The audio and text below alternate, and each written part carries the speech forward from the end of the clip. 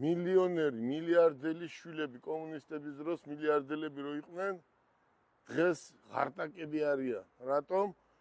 ქონება, რომელიც დაუტოვა მამამ, 3 დღე ვერ გაძლეს. ბანკში ჩადეს ყველაფერი, ლამბორჯინი იყიდეს, ლამბორჯინი ავარიაში მოხდა და დღეს პურის ფული არ აქვს. ამიტომ ყველაფერს სჭირდება სწორი გათვლა. მე გითხარით, რომ წიგნზე უკეთესი, დედამიწის ზურგზე არაფერი არაა. წიგნი ყველა ლამბორჯინის ჯობია. წიგნიდან უნდა იშოვო ლამბორჯინის ფული. წიგნმა უნდა გასტავლოს ყველაფერი. მაგრამ ეს არის 50-50-ზე. აი ვთქვათ, წიგნი არის 50% და 50% პრაქტიკა. თქვენ ახლა პრაქტიკა გავლილი გაქვთ, მაგრამ მე გითხარით, მოდი კვირადღეა, ხო ეს დღე გამოვიყენოთ, მოდით და წავიდეთ და გავამხნევოთ ქუთაისში ჩვენი ფილიალის ხელმძღვანელი ქალბატონი ანა.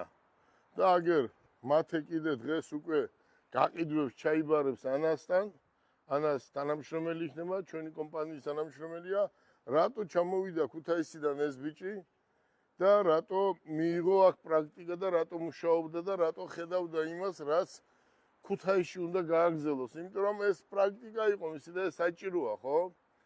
ამიტომ აი ანამ ძალიან მაგრად იმუშავა და ქალბატონ ანას დიდ მადლობას ვუხდი და ძალიან კარგი მენეჯერია და ძალიან კარგი ხელმძღვანელია.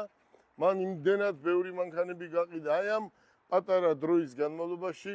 აი ანახეთ, უკვე მეოთხე პარტია დღეს ავტომობილები ჩავყავს ქუთაისში.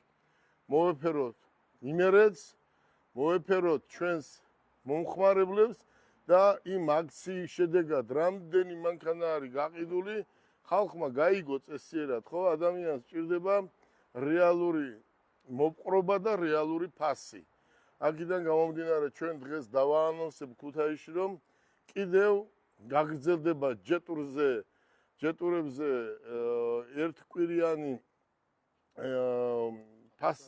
ფასდაკლება და კიდე სხვა მანქანებზე. ამას ჩვენ ქუთაისში ვიტყვით დღეს.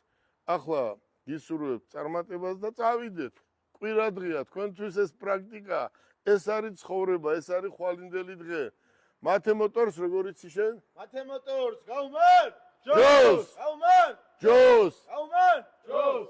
აი, ახლა დაუმატებ 30% ხელფასს, იმიტომ რომ ხმა კარგია, ხო ხედავ? აი ესეა ცხოვრება. გისურვებთ წარმატებებს. აბა წავედით იმერეთში, ქუთაისში, ჩვენს ფილიალში. წავედით ბიჭებო.